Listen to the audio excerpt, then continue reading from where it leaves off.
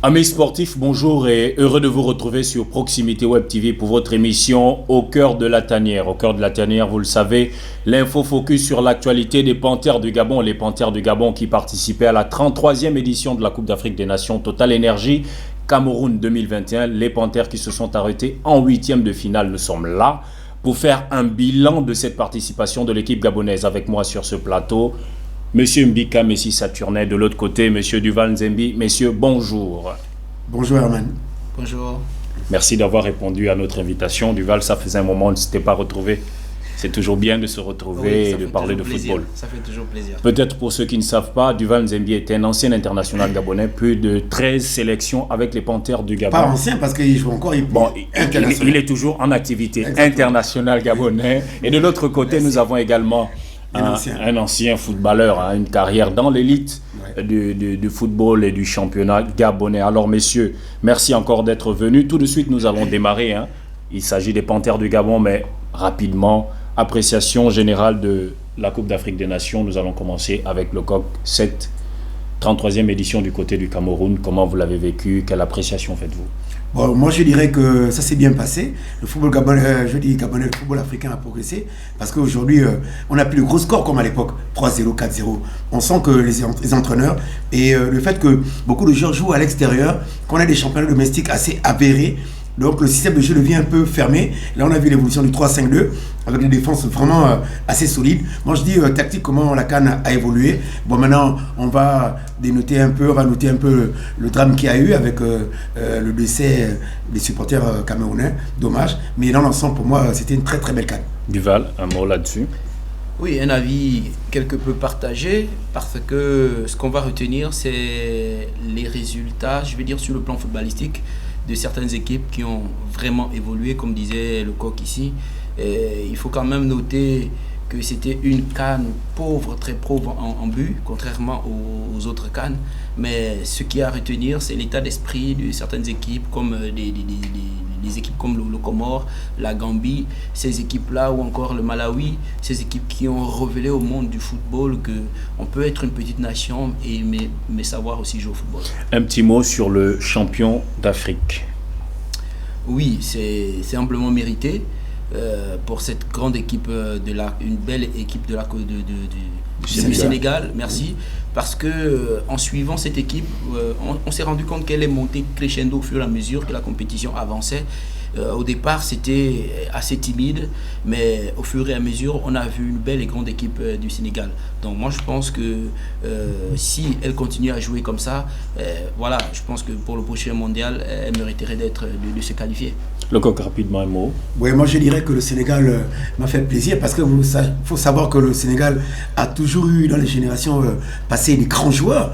On se souvient d'Amadou Diop, Boy Bandi, avec qui on a joué au Canon 105 dans les années 88. Souleymane Sané, le père de Leroy Sané, Omar Gaïssen, Jules Bokandé, mais il n'avait jamais gagné ce Graal qu'est la Coupe d'Afrique des Nations. Là, avec la nouvelle génération là emmenée par Sadio Mané, ils l'ont fait, ils sont arrivés au but suprême. Et puis il faut noter que là, l'entraîneur Aliou Cissé a fait un peu différemment des autres, c'est-à-dire que là, il a mis en avant Sadio Mané. C'est vrai que le culte de personnalité, c'est pas bien. C'est vrai qu'une équipe, c'est le collectif. Mais là, il a su ressortir Sadio Mané et faire comprendre aux autres que tout le monde devait s'arrimer et jouer pour Sadio Mané parce que c'est lui qui amène un peu, qui est le technicien supérieur, pour parler un français un peu avéré. C'est lui qui amène un peu les troupes vers un côté positif. Donc, il a eu un discours différent des entraîneurs d'antan qui avaient plusieurs stars. Bokandé, Omar Gaïssen et compagnie, mais et même dans un passé proche, comment s'appelle l'ancien Lensois, Diouf.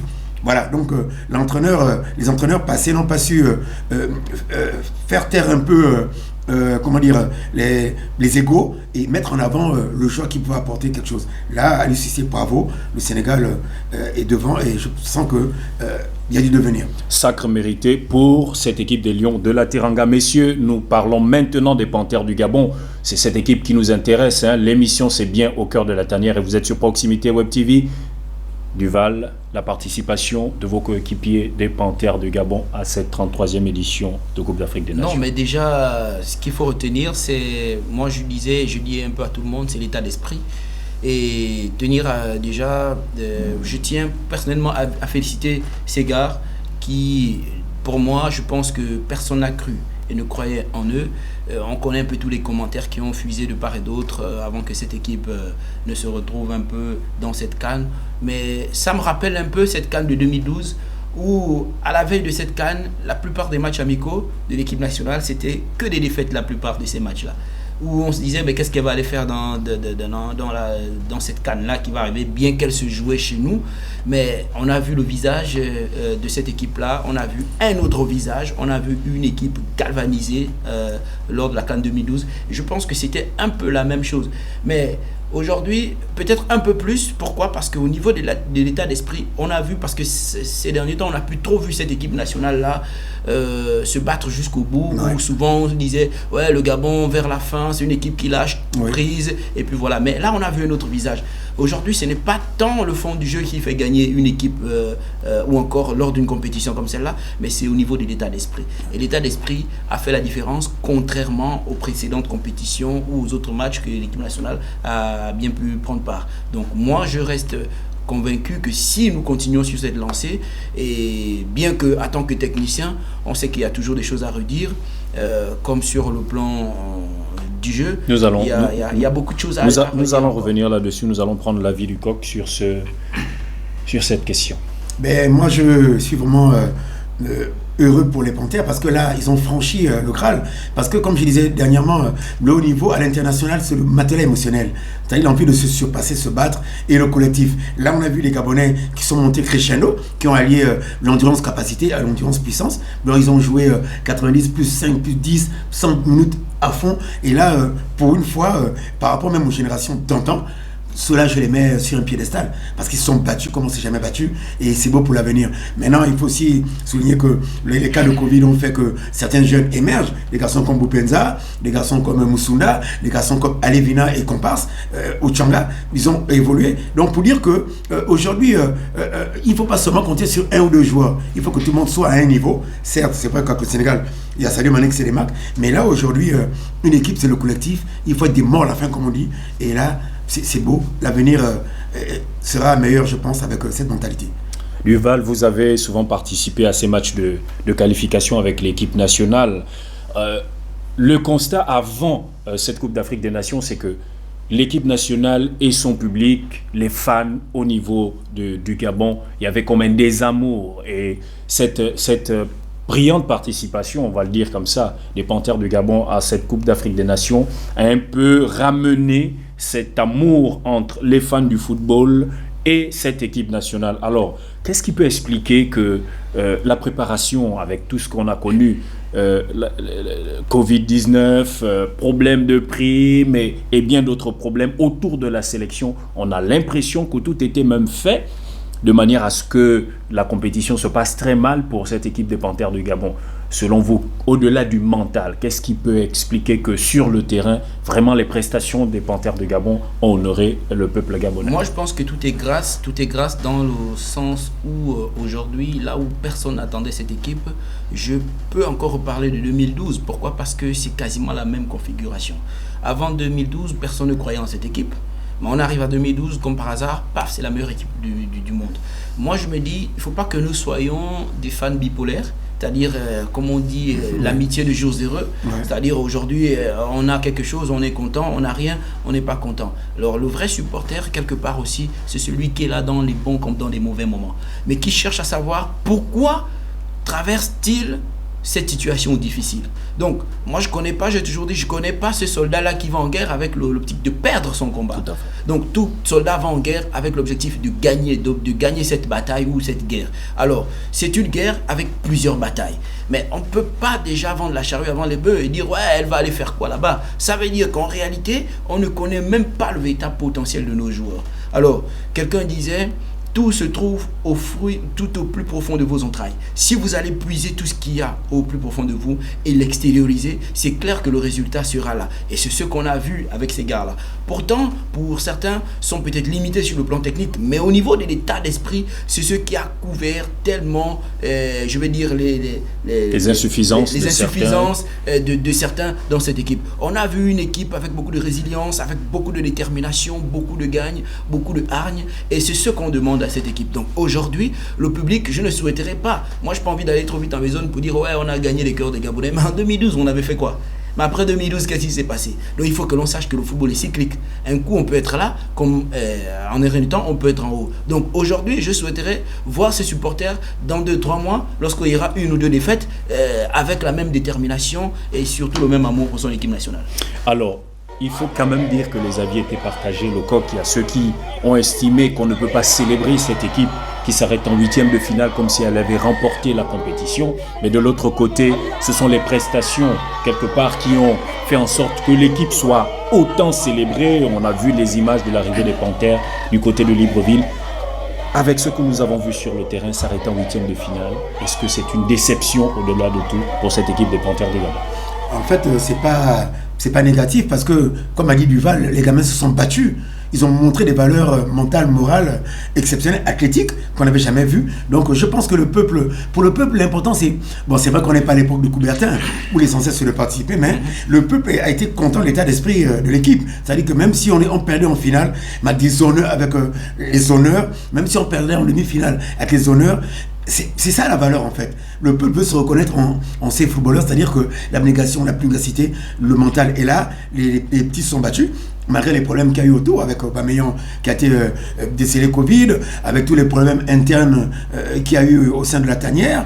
Je pense que le peuple a fait un ratio et a vu que le ratio prudentiel était élevé du côté des joueurs des Panthères et qu'ils ont fait le boulot et c'est pour ça qu'ils sont reconnaissants. Moi je pense que le public gabonais est très intelligent. Souvent quand le public se fâche, c'est parce que c'est bien. On peut perdre, comme avait dit Tony Parker, un match de basket avec l'équipe de France de basket, on peut perdre, mais avec la manière. Là, les Gabonais se sont battus, ils ont perdu, on sait qu'il y a eu un arbitrage quand même assez contesté, il y a eu beaucoup de fulgurances négatives de la part des arbitres, mais là, les gamins ont fait le boulot et je pense que le public est reconnaissant, voilà, ils sont contents. Moi, pareil, ouais. Pour moi, c'est comme s'ils avaient gagné la finale. Votre avis sur le coach? On a l'impression quand même que c'est pendant cette Coupe d'Afrique des Nations qu'on a vu Patrice Neveu bousculer un peu son 11 entrant, parce que tout le monde pouvait prévoir ceux qui pouvaient être alignés souvent sur le terrain. Maintenant, là, on a vu des jeunes sortis du banc au Tchanga, Moussunda, on a vu beaucoup d'autres qui sont arrivés, et même Oyono, qu'on n'a pas toujours vu sur le terrain, même pendant les matchs de préparation. Alors, l'apport du coach... Oui, en fait, pour revenir un peu à ce que Duval disait tout à l'heure, c'est-à-dire que le public est souvent profane. Dans la préparation d'avant de compétition, ce qu'on appelle le micro-cycle de préparation. Physiquement, techniquement, mentalement, tactiquement. Et au départ, dans l'entraînement athlétique, physiologique, le coach charge les joueurs pour qu'à la fin, in situ, par exemple au Cameroun, ils soient dans la plénitude de leur talent athlétique, technique et compagnie. Donc voilà pourquoi l'équipe des Panthères, pour moi, a été bien drainée en entraînement par l'entraîneur Neveu. Donc je donne un satisfait. Et ensuite, Patrice Neveu, on s'était d'abord discuté, une fois on s'est rencontrés dans un café de la place. Je disais, mais pourquoi tu ne peux pas jouer tel? Il m'a dit non, est-ce que ils sont meilleurs que Aubameyang et compagnie? Tout ça, j'ai dit, mais attention Pat, un jour tu vas jouer sans eux. Et ça s'est fait. Et là, il est obligé de faire des choix. En sortant par exemple en plein match Bouanga pour aller vilain, c'est un gros choix qu'il fait.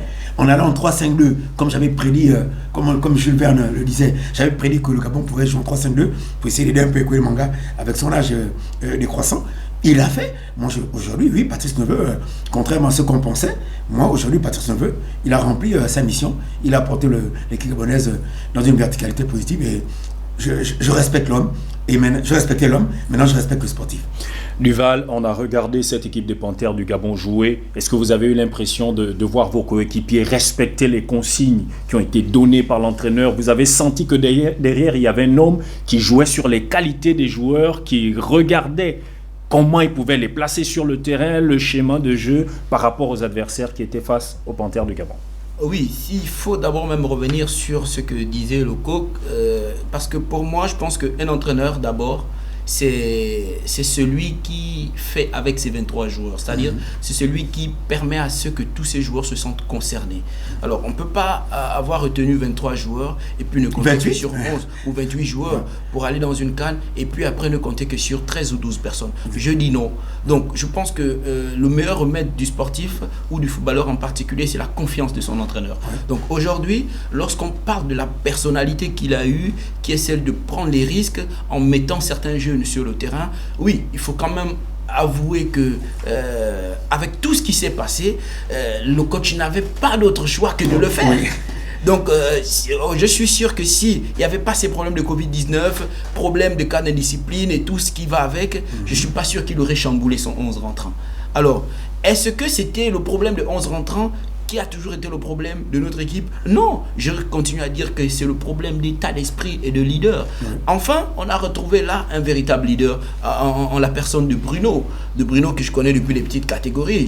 J'ai souvent évolué avec lui jusqu'en A. Mais Bruno, là, dans cette CAN, j'ai l'impression que là, quelqu'un lui avait dit, écoute, tiens, tu as la clé de cette maison-là. Et c'est à toi de l'ouvrir ou de refermer. On a vu Bruno, lorsqu'il y a eu l'altération qu'il y a eu entre Boupendza et Ochanga.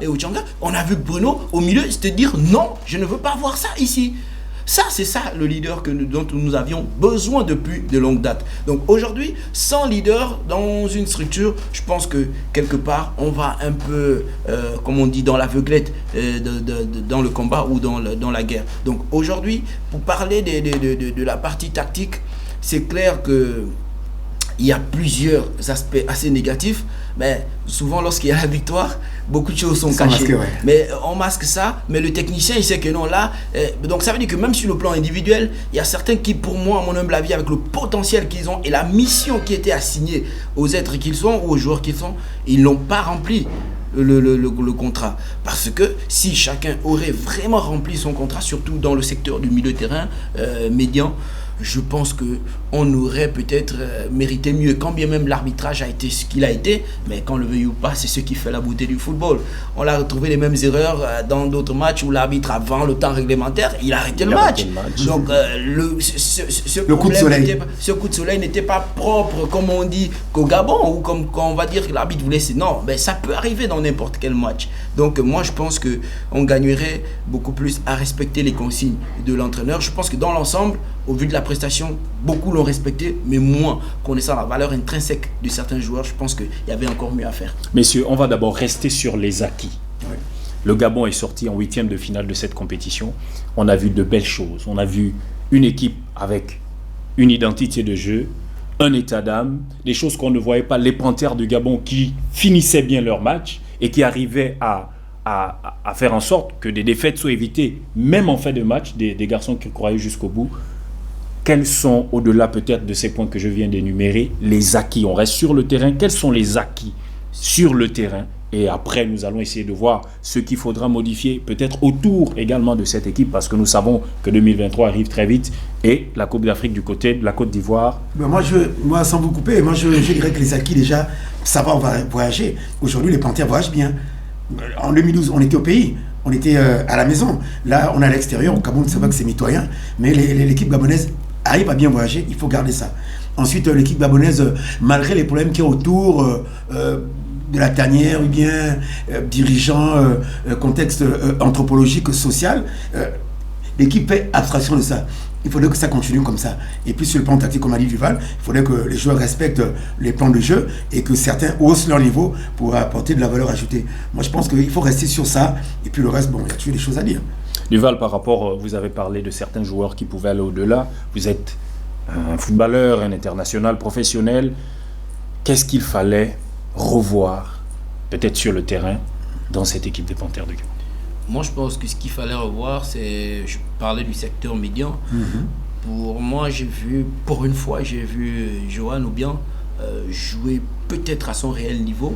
Parce que pour moi, à mon humble avis, comme pour beaucoup, je suis joueur et j'aime bien ce garçon. Avec la patte gauche qu'il a et la confiance qu'il a toujours eue, par exemple, de partout les entraîneurs qui sont passés. Et il a aligné, je ne sais pas combien de matchs à ce poste-là. Donc, pour moi, il aurait pu exploser depuis. Pour moi, avec l'équipe nationale, il aurait pu exploser aujourd'hui. Mais mieux vaut tard que jamais. Ouais. Et là, on a vu Johan Obiang vraiment stratosphérique, si je peux le dire comme ça. Mais dans le secteur médian, ça pêchait encore un peu parce que... il n'y avait peut-être pas cette verticalité dans le jeu, oui, ou cette relation attaque-défense. Oui. Quand on sait qu'on a un jeune comme Boupendza qui est très rapide, qui va très très vite et qui est à droit devant le but, bon, là, je pense qu'on aurait pu mettre un système où il fallait multiplier, travailler d'abord son jeu devant, c'est-à-dire dos but, savoir s'appuyer sur lui, une remise, et qui est là pour faire la dernière passe. Donc il y avait en fait les liens entre la finition, les finitions, oui. Et là on avait l'impression de voir certains milieux de terrain qui décrochaient parfois, aller prendre Kanga Gelor, par exemple, comme Kanga Gelor qui parfois décrochait, aller prendre les ballons parfois trop dans bas. la médiane, trop bas, dans les pieds des défenseurs qui eux pouvaient déjà faire ce ballon, ce travail, remonter le ballon, et puis par la suite faire une passe latérale. Donc ça n'apporte pas. Donc moi je peux pas avoir fait une chevauchée par exemple de 10-15 mètres et puis faire une passe latérale de 40 mètres ou de 30 mètres. Alors là c'est un peu le monde en l'envers. Mais on est tous des footballeurs. Je pense que c'est à force de forger qu'on devient forgeron, et ils apprendront de leurs erreurs. Et comme on disait tantôt, les victoires couvrent beaucoup d'erreurs. Donc je pense qu'un footballeur comme Kanga et bien d'autres qui étaient dans ce secteur, qui ont évolué, je pense qu'ils savent ce que c'est les exigences de haut niveau. Donc pour franchir un palier, et Jean Djorkaeff, père de Youri Djorkaeff, me disait déjà en France lorsque j'évoluais dans leur club, qui me disait il n'en faut pas grand chose pour devenir grand. Il n'en faut pas grand-chose pour devenir grand. Donc, ce qui a fait d'eux ce qu'ils sont aujourd'hui, ils sont encore capables de rééditer ces exploits pour que demain, ils soient encore plus grands. Messieurs, il y avait, lors de cette compétition, Pierre-Emerick Aubameyang, qui n'a pas pu jouer la compétition, on ne va pas revenir sur toutes les raisons, et Mario Lemina, qui ont dû repartir vers leur club. Il y avait d'autres absents, à l'instar de Didier Ibrahim Ndong. Il y a également un autre cadre de cette sélection, Aaron Apinangoy, pour des raisons de blessure, qui a repris la compétition et qui a été buteur avec son club du côté de la Turquie. Qu'est-ce qu'on fait? Parce qu'il y a ces garçons qui, on va dire, doivent revenir dans l'effectif des Panthères du Gabon. Messieurs, comment on fait pour que la mayonnaise reprenne maintenant là? En fait, comment on fait pour les réintégrer dans la sélection après une telle prestation en Coupe d'Afrique des Nations? Parce que, il faut déjà avouer, vous avez parlé de verticalité et tout le reste, un garçon comme Mario Lemina est capable de faire ce genre de passe sur un terrain de foot. Oui, mais vous savez, une équipe de football, c'est comme une famille. Moi, je pense qu'il faudrait que on lave le linge sale en famille. L'équipe, par exemple, des Lions Indomptables, les Camerounais, ils ont eu beaucoup de problèmes en sourdine. C'est à la fin qu'on a vu Choupo-Moting un peu fâché, ceci, cela. Mais ça a été contenu. Moi, j'aimerais que cette fois-ci, on fasse l'appel des braves, hein, parce qu'on a besoin de tout le monde.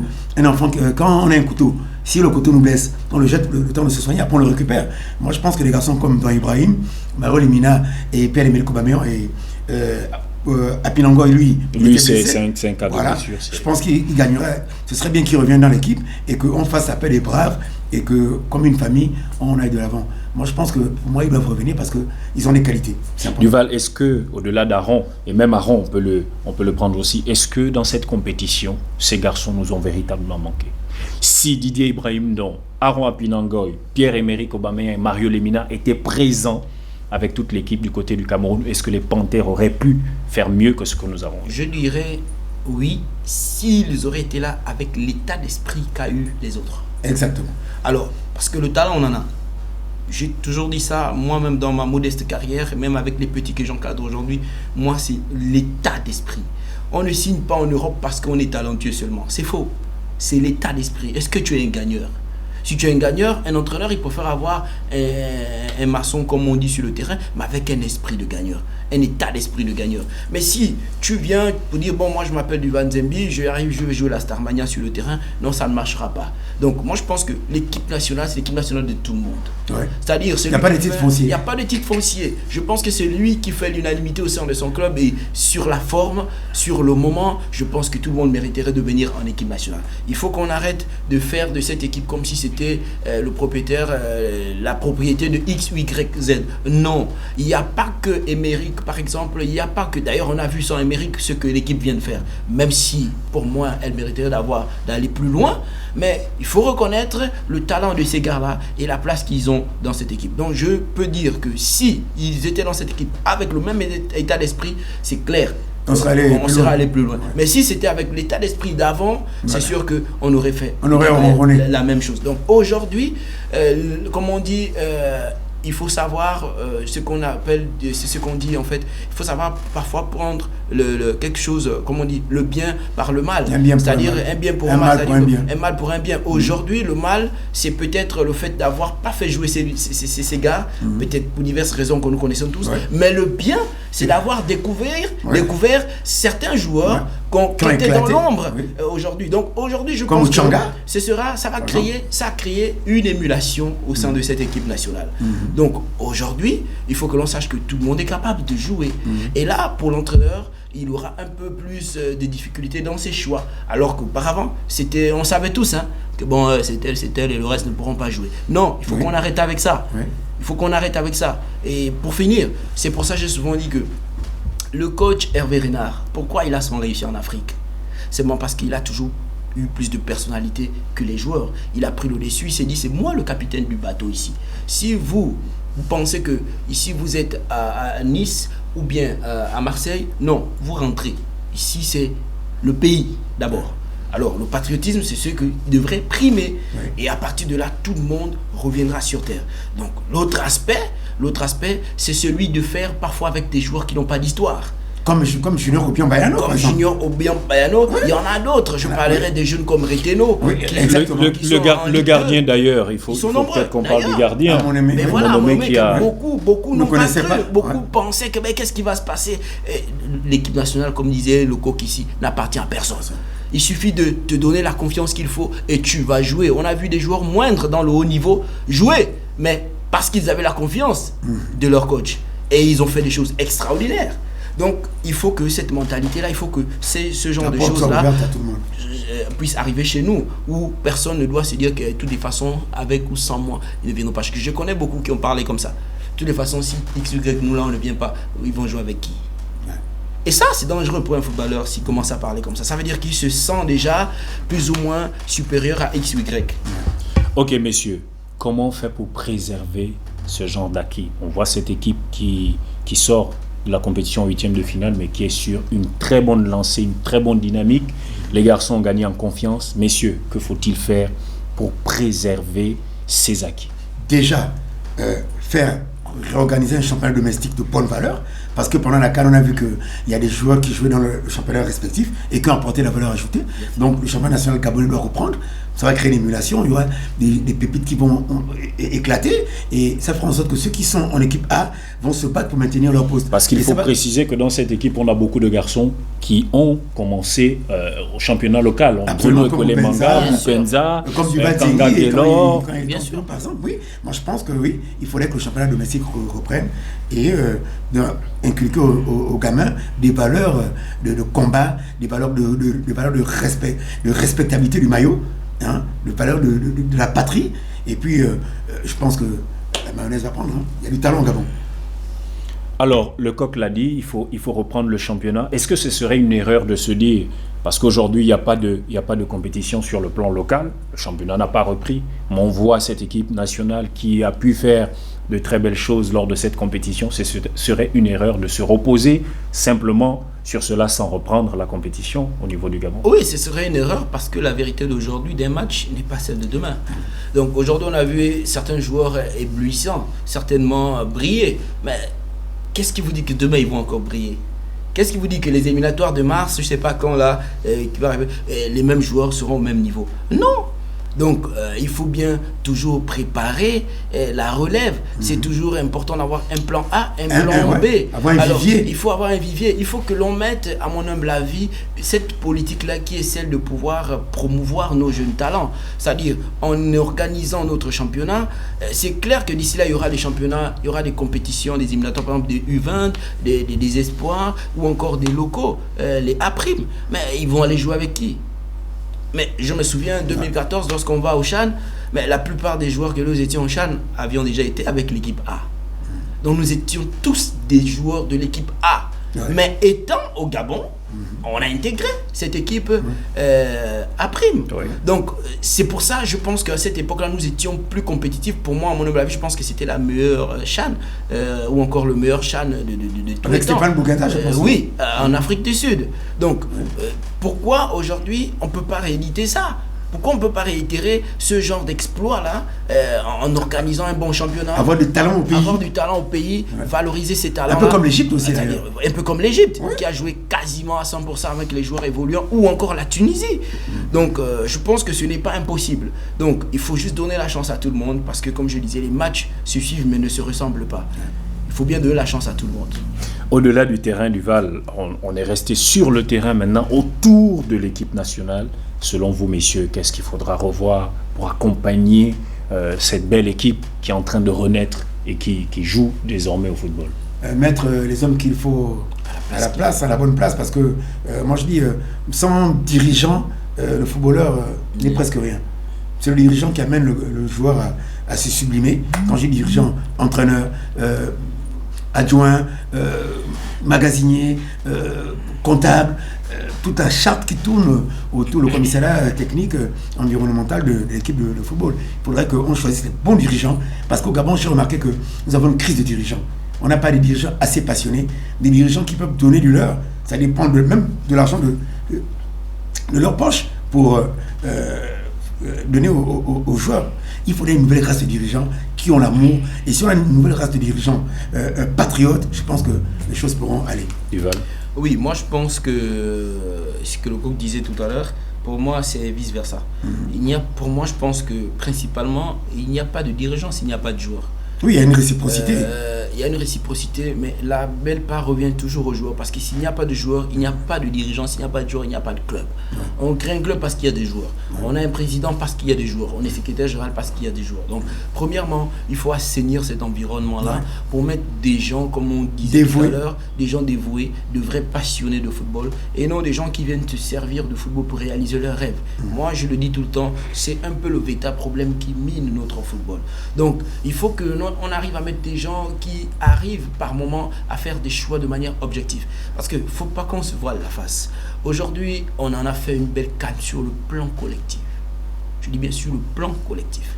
Mais à l'intérieur, je vous assure, si on aurait perdu, on aurait dénoncé beaucoup de choses. On aurait dit tel ne méritait pas d'être là-bas. Pourquoi? Il est en 4e division là-bas, pourquoi on l'amène? L'autre est là-bas en 3e division à Charleroi, en Belgique. Est-ce qu'il est plus fort que celui qui est en 2e division à tel endroit? Alors, donc je pense qu'à un moment donné, lorsqu'on fait nos choix, il faut que ce soit des choix objectifs. Mais qui fait ces choix? Comme disait le Coco, ce sont les dirigeants. Mais est-ce que les dirigeants aujourd'hui, pour la plupart, font des choix de manière objective? C'est la grande question que nous nous posons. Parce qu'il ne faut pas qu'on fasse de cette équipe nationale comme si c'était un lobbying, comme si c'était un cercle, je ne sais pas. Ou bon, ok, ça c'est mon ami, ce sont les petits de mon ami, moi je prends. C'est les petits de mon ami, on a joué 10 ans en équipe nationale, moi j'appelle. Mais non, ce n'est pas ça en fait. Ce n'est pas ça. L'équipe nationale, c'est l'équipe nationale de tous les jeunes Gabonais. Donnez la chance à tous ces jeunes-là. Alevina, il a été découvert en venant de quel club? Aujourd'hui, il est en Ligue 1, en partie grâce à l'équipe nationale du Gabon.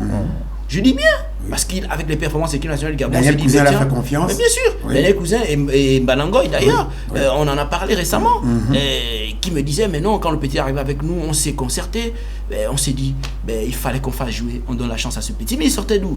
D'un club de 4e division, je ne sais plus trop. Mais aujourd'hui, il est où? En espace de 4 ou 5 ans. Mais il est en Ligue 1. Donc, je pense que ce qu'on a fait avec Alevina, on est capable de faire avec d'autres. On a vu d'autres aussi qui sont arrivés du même niveau qu'Alevina, mais qui sont restés là. Qui sont toujours en 4e division en France, qui sont toujours en 3e division, ou je ne sais pas combien. Donc, voilà. Donc, je pense qu'aujourd'hui, c'est vraiment avoir la sagacité de mettre au poste qu'il faut, l'homme qu'il faut. On sait que l'œuvre humaine est perfectible, mais quand même, lorsque, comme on dit, le footballeur au footballeur, et à l'intérieur, il y a aussi ceux qui savent et ceux qui ne savent pas. Messieurs, je sais que le football, c'est votre passion, c'est la mienne également, mais nous sommes arrivés au terme de cette émission. Rapidement, je vais prendre votre mot de fin. Alors, qu'est-ce qu'on retient de la participation des Panthères du Gabon lors de cette 33e édition de la Coupe d'Afrique des Nations, le COP? Bon, une équipe des Panthères qui a fait plaisir à son peuple, qui a joué avec beaucoup de volonté, qui a joué avec beaucoup de situations tactiques, qui a apporté une valeur ajoutée. Une équipe des Panthères qui a joué en union sacrée. Et j'aimerais que, je fais le vœu, que cette équipe reste bien encadrée par de bons dirigeants pour qu'on puisse aller dans un devenir assez positif. Duval, je vais prendre votre mot de fin parce que moi j'ai le mien. D'accord, je vais donner également Moi, tout ce que je souhaiterais, merci, c'est de pouvoir garder cet état d'esprit-là, pour moi, afin que cela devienne comme une culture pour nous. Oui. C'est ce qui a toujours manqué à notre équipe nationale, j'insiste. Yes. Le talent ne nous manque pas. Que cet état d'esprit que nous avons eu durant cette CAN devienne une culture pour nous les Gabonais. Et je pense qu'avec ce que nous avons comme talent et comme vertu, il n'y a pas de raison qu'on n'aille pas plus loin dans les compétitions à venir. Messieurs, merci. Ce fut un plaisir d'avoir fait cette émission avec vous et je suis sûr qu'on va se retrouver pour reparler encore de cette équipe des Panthères du Gabon. Nous sommes arrivés au terme de cette émission. L'émission, c'était Au cœur de la tanière. Mon mot de fin, que retenir de cette Coupe d'Afrique des Nations? Mais bien, Boupendza n'était pas hors jeu. C'est ce que je retiens de cette 33e édition de la Coupe d'Afrique des Nations pour les Panthères du Gabon. Boupendza n'était pas hors jeu. Merci à vous de nous avoir suivis et bonne suite de programme sur Proximité Web TV. À très bientôt. Ciao, ciao. Ciao, ciao.